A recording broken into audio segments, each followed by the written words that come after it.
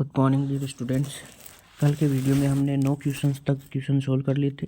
आज के वीडियो में हमारा जो आगे के क्वेश्चन है उनको हम सोल्व करेंगे। तो क्वेश्चन नंबर 10 है कि एक 80 मीटर चौड़ी सड़क के दोनों ओर आमने सामने समान लंबाई वाले दो खंभे लगे हुए हैं। इन दोनों खंभों के बीच सड़क के एक बिंदु से खंभों के शिखर के उन्नयन कोण क्रमशः 60 डिग्री और 30 डिग्री है। तो खंभे की ऊंचाई और खंभों के बीच की दूरी ज्ञात कीजिए। तो देखिए सबसे पहले इसका कच्चा चित्र बनाते हैं, फिर करते हैं इसको सोल्व। तो देखिए हमारा यहाँ पर जो चित्र है वो कुछ इस प्रकार से है कि ये जो P से लेकर Q है, ये वाले P से लेकर A, ये तो है 80 मीटर की सड़क। या इधर इसकी तरफ है A से B और P से Q, ये वो दोनों खंभे हैं किनारों पर।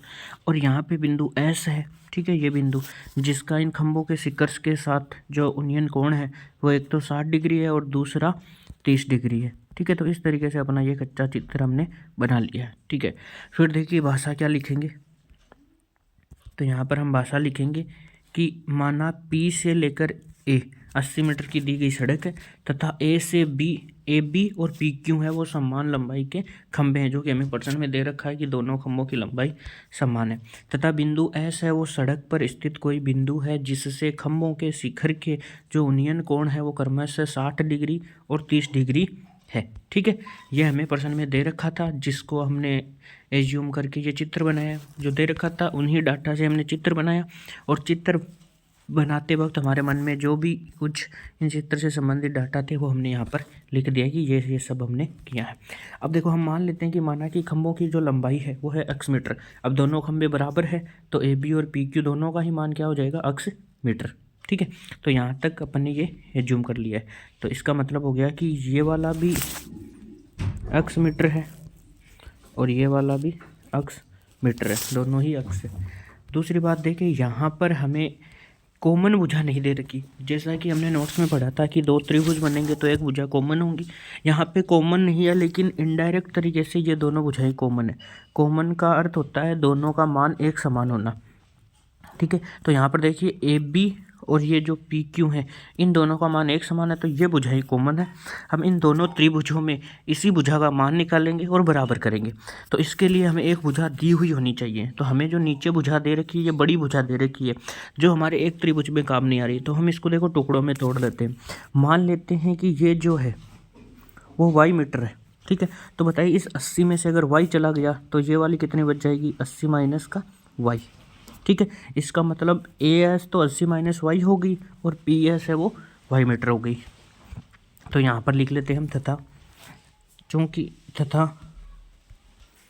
AS है वो तो क्या है 80 माइनस वाई मीटर है, वह जो PS है हो जाएगी y मीटर। ठीक है, अब हम चित्रानुसार आगे बढ़ेंगे। चित्रानुसार देखिए जो हमारा त्रिभुज PQS है उसके अंतर्गत देखिए PQS त्रिभुज ये रहा अपना PQS। ठीक है ना, इस त्रिभुज में आपके पास थीटा ये 30 डिग्री है।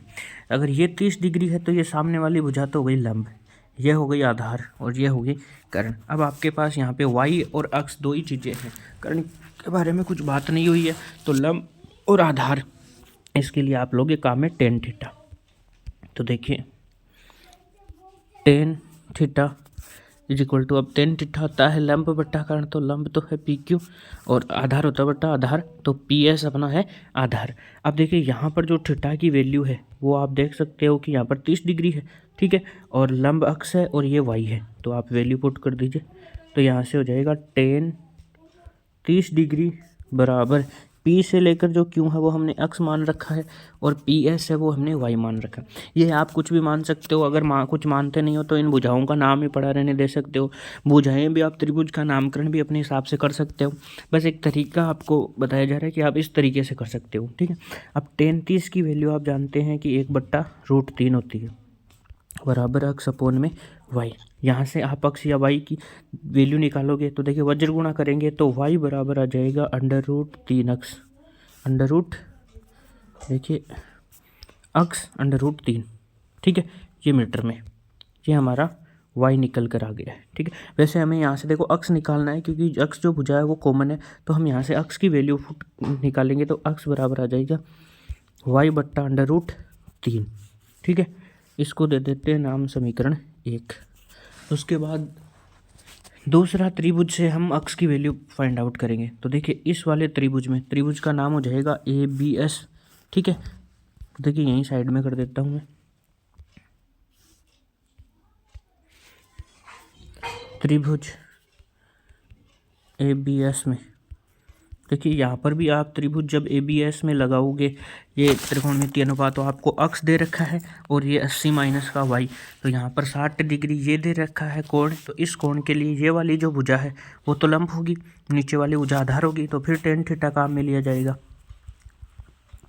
तो देखिए यहाँ पर आप लगाओगे tan थीटा, तो tan थीटा बराबर लंब AB बट्टा जो आधार है वो हो गया AS। ठीक है, थीटा हमें दे रखा है 60 डिग्री दे रखा है, हाँ इसके लिए 60 डिग्री दे रखा है, तो tan 60 डिग्री बराबर AB हमने अक्स मान रखा है, AS 80 माइनस का y है। आप जानते हो कि tan 60 की वैल्यू √3 होती है, तो अक्स बट्टा 80 माइनस का y। आप यहाँ से अक्स की वैल्यू निकालोगे तो देखिए अक्स बराबर आएगा किसके, 80 माइनस के y इंटू √3। ठीक है, यहाँ से भी जो अक्स की वैल्यू है वो निकल कर आ चुकी है, तो ये समीकरण नंबर 2 रहेगा।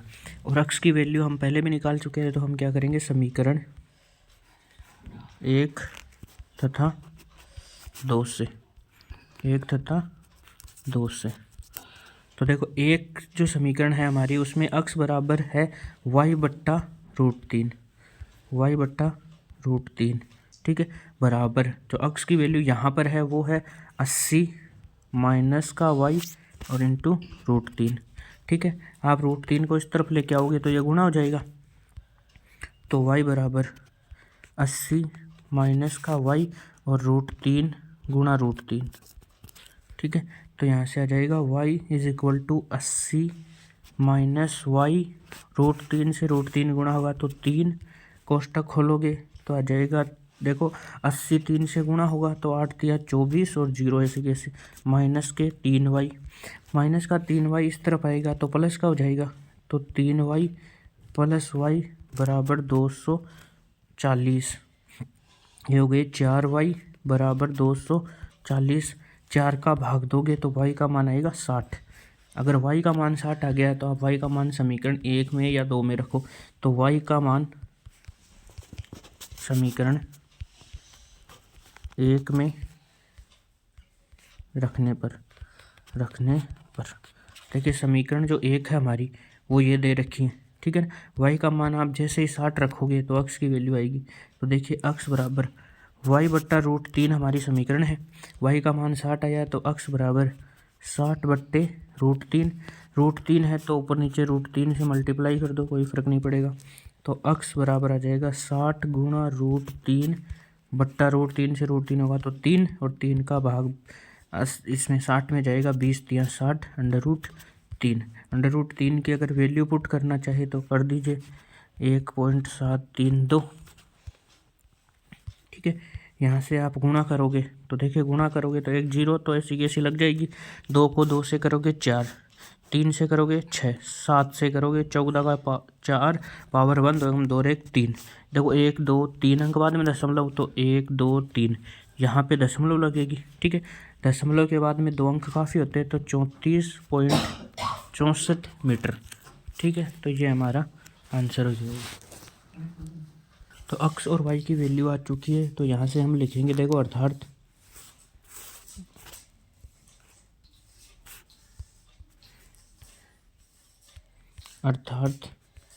जो अक्स था वो खंभों की लंबाई थी, अर्थात खंभों AB तथा PQ की लंबाई तथा PQ की जो लंबाई है वो हमने अक्स मानी थी, और अक्स हमारे पास आया 34.64, तो 34.64 मीटर। ठीक है ना, इसको पॉइंट के बाद में जो अक्स होते हैं इसे एक एक बोला जाता है, 34.64 मीटर है। तथा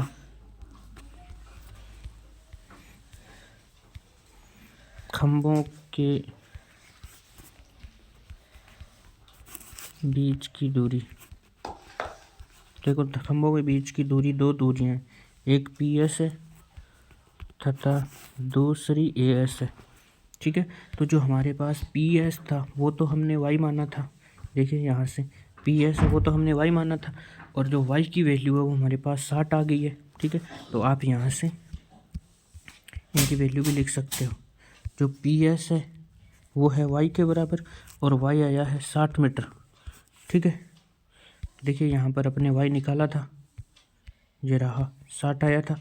ठीक है, तो इस तरीके से आप y की वैल्यू निकाल दीजिए तथा AS, बताइए AS कैसे आएगा। जो AS है वो हमने लिखा है 80 माइनस y मीटर, y का मान रखोगे तो AS बराबर 80 माइनस 60 मीटर, और 80 में से ये गया तो 20 मीटर, मतलब इन दोनों के बीच की दूरी है वो आ जाएगी 60 और 20 मीटर। तो आप लास्ट की लाइन ये लिख दो, ये लिख देना यहाँ पर खंभों के बीच की दूरी। अब देखिए यहाँ पर हम वैल्यू लिख देते, कितने कितने आ गई, एक तो 60 मीटर तथा 20 मीटर है। ये लाइन आप अंत में और लिख देना, इसको रिपीट कर देना। तो इस तरीके से आप इन क्वेश्चंस को सॉल्व करेंगे। चलते हैं नेक्स्ट क्वेश्चन में। तो देखिए हमारा जो क्वेश्चन नंबर 11 है वो कुछ इस प्रकार है कि एक नहर के एक तट पर एक टीवी टावर ऊर्ध्वाधर खड़ा है।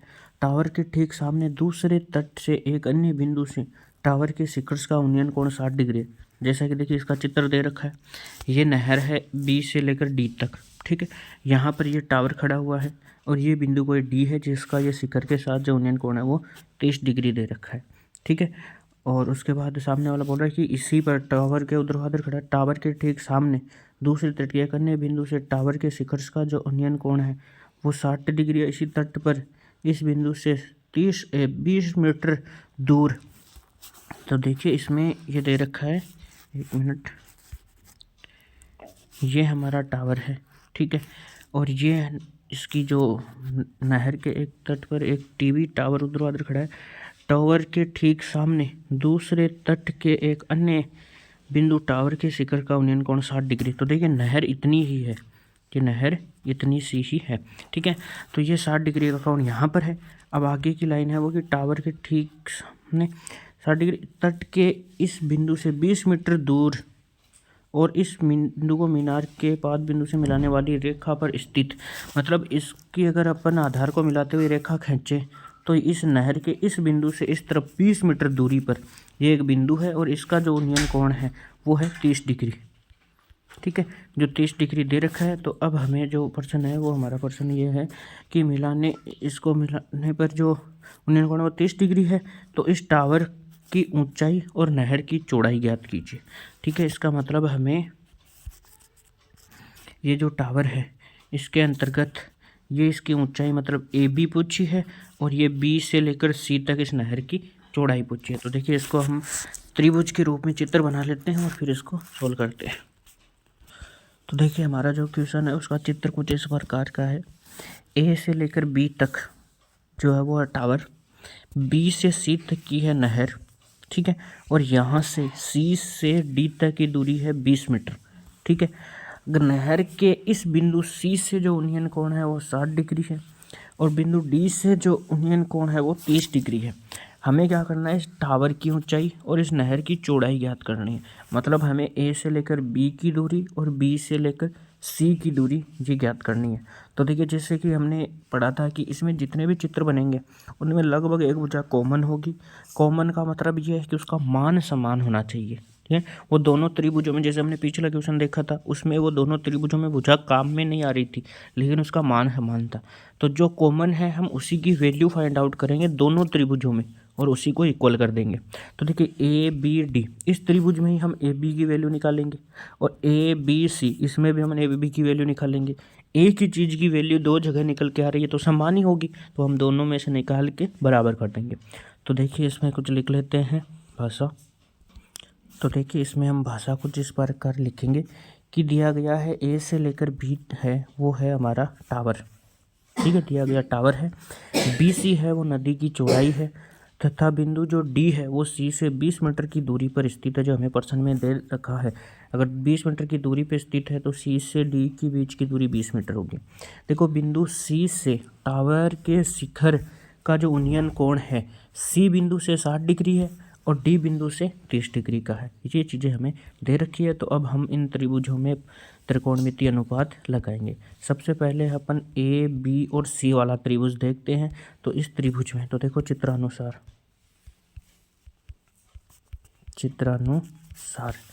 त्रिभुज, देखिए जितने भी यहाँ पर त्रिभुज बने सारे के सारे समकोण त्रिभुज है। तो आप चित्रानुसार समकोण त्रिभुज ऐसा भी लिख सकते हो और त्रिभुज ए बी सी यह भी लिख सकते हो, क्योंकि चित्र जो हमने बनाया है वो समकोण त्रिभुज ही है। आप समकोण त्रिभुज लिखते हो तो और भी अच्छी बात है, नहीं लिखते हो तो भी आप त्रिभुज ए बी सी में ही लिख सकते हो, ए बी सी में या ए बी सी से। इसके आगे समकोण भी लगा देते हैं तो और भी अच्छी बात है, समकोण त्रिभुज। जितने भी इसमें चित्र बने इस एक्सरसाइज में सारे के सारे समकोण त्रिभुज ही है, ठीक है। क्योंकि ये जो हम लंब आधार कर्ण का डिटरमाइन करते हैं, मतलब उसको निश्चित करते हैं, तो लंब कर्ण और आधार समकोण त्रिभुज में ही होते हैं, अन्यथा ये अप्लाई नहीं होगी त्रिकोणमिति के अनुप्रयोग।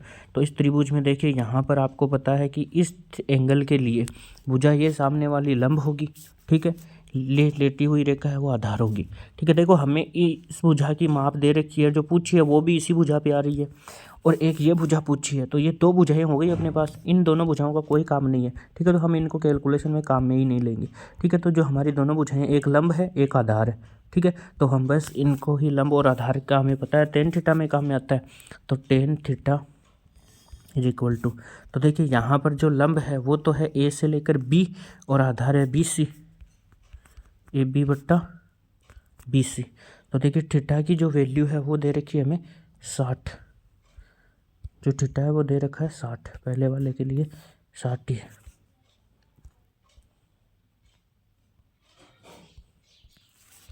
तो tan 60 degree is equal to, देखिए ए बी भी हमें ज्ञात करना है और बी सी भी हमें ही ज्ञात करना है, दोनों हमें दिए हुए नहीं है, तो आप इनको ऐसा का ऐसा ही पढ़ा रहने दीजिए। आप चाहो तो मान सकते हो ए बी बराबर एक्स है, बी सी बराबर वाई है, एक्स वाई मान लो तो भी उत्तर आएंगे, नहीं मानते हो तो भी कोई दिक्कत वाली बात नहीं, पढ़ा रहने दो इनको, ऐसी की ऐसी बजाय। आप जानते हो कि टेन 60 है, उसकी वैल्यू होती है √3, बराबर हो जाएगा ए बी बट्टा बी सी। बस यहाँ से ज़रा सा इतना ध्यान रखें कि आपको कॉमन भुजा कौन सी दे रखी है, ए बी, तो आप यहाँ से ए बी की वैल्यू निकालें। तो देखिए यहाँ से जो ए से बी है उसकी वैल्यू आ जाएगी √3 बी सी, ठीक है। बस ये ए बी निकाल कर आप इसे समीकरण नंबर 1 दे दे और छोड़ दे, बाकी कुछ नहीं करना है, ठीक है। ये हमारी समीकरण नंबर 1 आ गया ए बी का मान, ठीक है। अब हम समीकरण जो दूसरा त्रिभुज है अब करते हैं समकोण त्रिभुज, समकोण त्रिभुज ए बी डी में, ए बी डी से।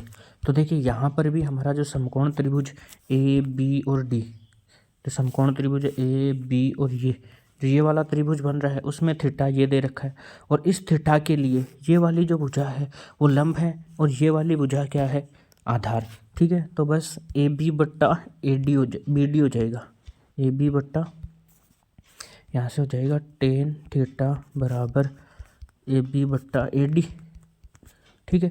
थीटा हमारा इसके में दे रखा है 30 डिग्री और ए बी हमें ज्ञात करना है, ए बी ऐसा का ऐसा।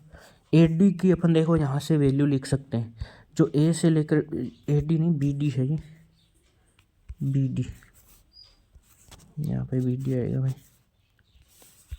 बी से लेकर डी है आधार, ठीक है। तो देखिए बी डी की आप वैल्यू रख सकते हैं, जो बी डी है वो 20 + 20 सी के, देखो 20 सी पहले 20 सी और फिर ये 20 जोड़ोगे तो डी तक बी डी आएगी, तो आप बी से डी की वैल्यू क्या लिखोगे, 20 + 20 सी,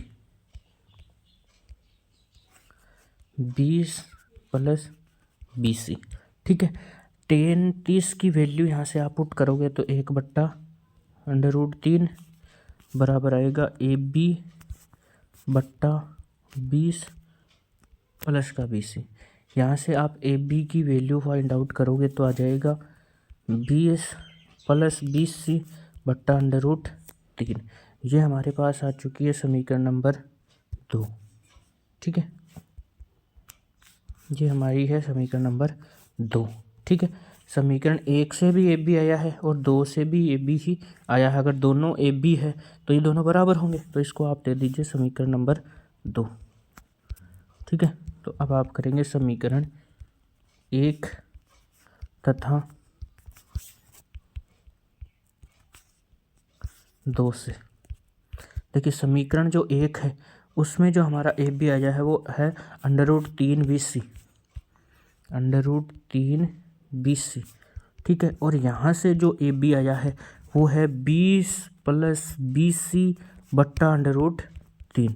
√3 इस तरफ आके गुणा होगा तो जाएगा √3 गुणा √3BC बराबर 20 प्लस का BC। √3 से गुणा होगा तो 3BC, ये BC इस तरफ प्लस का इस तरफ आएगा तो माइनस का BC और बराबर में 20। 3 में से एक BC जाएगा तो 2BC बराबर 20।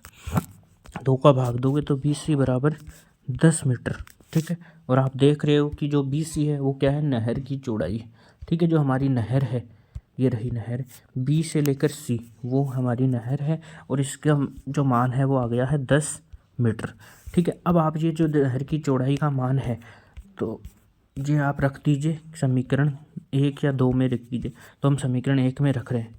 समीकरण 1 से देखिए जो हमारी समीकरण 1 है वो है √3BC, ए बी बराबर √3BC और हमारे पास BC की वैल्यू है तो जो ए बी है वो बराबर होगा √3 और BC का मान 10।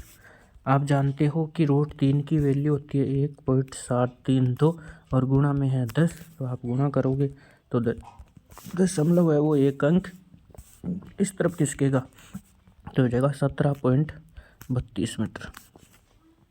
ए बी हमारा है वो है टावर, अर्थात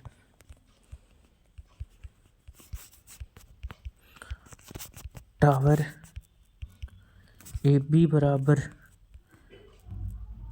17.32 मीटर है तथा नहर की चौड़ाई BC बराबर 10 मीटर है। ठीक है, तो इस तरीके से ये क्वेश्चन आपका सॉल्व होगा। तो आप इस क्वेश्चन को अच्छे से देख लें,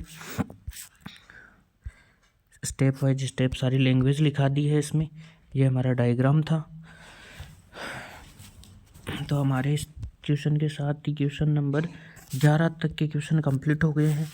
क्वेश्चन 12, 13, 14, 15 ये 3 हम नेक्स्ट वीडियो में देखेंगे। वीडियो काफ़ी लंबा हो गया है, आधे घंटे का हो गया, बाकी का हम नेक्स्ट वीडियो में देख लेंगे। तो अभी के लिए इतना ही, नेक्स्ट वीडियो जल्दी ही मिल जाएगा आपको। धन्यवाद।